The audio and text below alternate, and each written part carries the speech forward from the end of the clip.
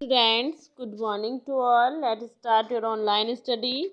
So, student, take out your moral value book and open your chapter number 10. Chapter 10, The Car Key with the Bible. A young man was getting ready to graduate from college. एक young man होता है जो अपनी graduation करने के लिए एक college के लिए रेडी होता है. For many months he had admired a beautiful sports car in a dealer showroom. और कुछ मंथ्स पहले उसने एक ब्यूटीफुल स्पोर्ट्स कार जो थी उसको शोरूम में देखा था और उसकी प्रशंसा की थी. He knew that his father could well afford it. और वो जानता था कि उसके पापा उसको अफोर्ड कर लेंगे, मतलब वो उसको खरीद सकते हैं. So he told his father that was all he wanted. और वो अपने पिताजी को ये बताना चाहता था जो वो चाहता था, मतलब वो कार लेना चाहता था. As graduation day approached, the young man awaited sign that his father had purchased the car. जैसे ही उसका ग्रेजुएशन कंप्लीट हुआ तो उसके फादर ने उसकी प्रशंसा की, तो उसको एक संकेत मिल गया जिसकी वो इंतज़ार में था और उसने अपने पापा से उस कार को परचेज करने के लिए कहा. Finally, on the morning of his graduation day, his father called him into his private study. तो फाइनली एक सुबह उसके पापा ने उसको अपने प्राइवेट रूम में बुलाया. He told him how proud he was to have such a fine son and told how much he loved him. और उन्होंने कहा कि मुझे अपने बेटे पर बहुत ज़्यादा गर्व है और वो अपने प्रेम को, प्यार को उसको दिखाना चाहते थे, जराना चाहते थे.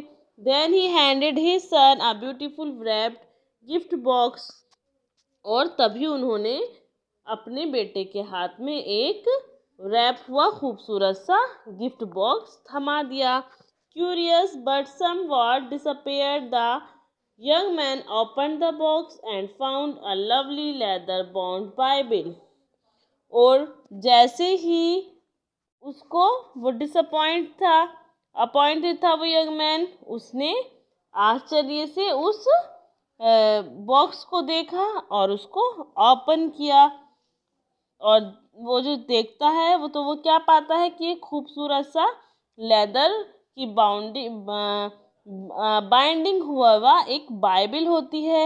Angrily he raised his voice to his father and said. और वो गुस्से में अपनी आवाज़ को ऊंचे करते हुए अपने पिताजी से कहता है, with all your money you gave me a Bible. क्या आप अपनी सारी मनी में से के साथ मुझे ये बाइबल ही देंगे? And stormed out of the house. और वो ऐसा चिल्लाते हुए घर से चल देता है. Leaving the holy book. और उस हॉली बुक को भी वहीं पर छोड़ देता है. Many years passed and the young man was very successful in business. बहुत साल बीत जाने के बाद वो यंग मैन एक बहुत ही सक्सेसफुल बिजनेसमैन बन जाता है. He had a beautiful home and a wonderful family. उसके पास एक बहुत प्यारा सा घर होता है और एक अच्छी सी फैमिली होती है. He realized one day that his father was very old and thoughtful. Perhaps he should go to the him. एक दिन उसको रियलाइज होता है कि उसके पिताजी जो हैं वो बूढ़े हो गए हैं, अब उसको उनके बारे में सोचना चाहिए और उनके पास जाना चाहिए. He had not seen him since the graduation day. और वो जो है ग्रेजुएशन डे से ही उन्हें नहीं देख पाया है, मतलब वो ग्रेजुएशन डे से उनके पास नहीं गया, उसके पास कोई खैर खबर नहीं थी. However, before he could make arrangements to go. और हालांकि वो वहाँ जाने से पहले कुछ अरेंजमेंट करना चाहता था. He received a telegram telling him his father had passed away and willed all his possessions to him. और तभी कुछ मतलब जैसे ही वो अरेंजमेंट्स कर रहा था, वहाँ जाने की तैयारी ही कर रहा था, तो उसको एक टेलीग्राम मिलता है जो वो रिसीव करता है और उसमें लिखा हुआ होता है कि उसके फादर जो हैं वो दुनिया छोड़ चुके हैं. एंड अब उसे उनकी पोजीशन संभालने की ज़रूरत नहीं। He now needed to go home immediately and take care of things. और अब उसको ज़रूरत नहीं है कि वो अपने घर पर आए और उनकी चीज़ों की देखभाल करे और उनकी पोजीशन को संभाले। When he arrived at his father's house, और तभी वो जैसे ही वो अपने फादर के घर पहुंचता है, sudden sadness and regret field his heart, और वो बहुत ज़्यादा दुखी होता है और उसको पछतावा होता है और उसका दिल पछतावे से भर जाता है। He began to search throughout his father's important papers and saw the still new Bible just as he had left in years ago। और वो अपने फादर के घर में इधर उधर चीज़ों को सर्च करना शुरू कर देता है, इम्पोर्टेंट पेपर्स को देखना शुरू कर देता है। तो तभी उसकी नज़र, वो देखता है, उसकी नज़र जो है उसी न्यू बाइबल पर पड़ती है जो वो कुछ सालों पहले छोड़कर चला गया था। With tears he opened the Bible and began to turn the pages। वो आंखों से आंसू से भरी हुई आंखों को लिए हुए उस बाइबल को ओपन करता है और उसके पेजेस को पलटता है। His father had underlined a verse on a page about gift to children and God's kindness। और उस बाइबल के पेजेस को पलटते हुए वो देखता है कि उसके फादर ने एक वर्स पर, एक श्लोक पर, एक आयत पर अंडरलाइन किया हुआ है उस पेज पर, और जिस पर लिखा है कि बच्चों का जो गिफ्ट होता है वो गॉड की तरफ से एक काइंडनेस होती है उनके लिए।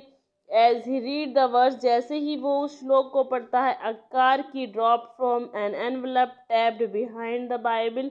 तो तभी उस बाइबल के अंदर से एक एनवलप में रैप्ड हुई एक की जो है, कार की उससे ड्रॉप हो जाती है, गिर जाती है उस बाइबल से निकलकर। It had a tag with the dealers name on it. और वो देखता है कि उस रैपर पर उस डीलर का नेम लिखा हुआ है, कार डीलर का। The same dealer who had the sports car he had desired. और वो जो नाम था वो उसी डीलर का था, सेम उसी डीलर का था जिसके शोरूम में उसने बहुत टाइम पहले, कई सालों पहले, अपने ग्रेजुएशन टाइम में वो स्पोर्ट्स कार जिसकी शोरूम में देखी थी, उसी डीलर का वो नाम वहाँ पर देखता है, डिज़ायर करता है। On the tag was the date of his graduation. और उस पर जो डेट लिखी हुई होती है वो उसकी ग्रेजुएशन टाइम की होती है। And the words paid in full, और वहाँ वर्ड्स में लिखा हुआ होता है पेड इन फुल, के पूरा मूल्य जो है वो पे कर चुके हैं। सो स्टूडेंट्स, हमने इस चैप्टर से क्या मॉरल लिया, क्या सीखा? How many times do we miss God's blessing. हम कई बार भगवान की ब्लेसिंग को ठुकरा देते हैं, मिस कर देते हैं, बिकॉज क्योंकि they are not package as we expected, क्योंकि वो कुछ पैकेज में होती है जिसे हम एक्सपेक्ट नहीं कर पाते। तो स्टूडेंट्स, हमें धैर्य से काम लेना चाहिए और हमें हर बात को बहुत ही ध्यान से करना चाहिए। ये नहीं है कि किसी भी काम को आपने फटाफट कर दिया और उसके रिजल्ट को फिर आप नहीं समझ पाते। तो हमें हर चीज़ को बहुत ही पोलाइटली और ध्यान से करना चाहिए। So students, read this chapter again and again, and it's enough for today. Goodbye.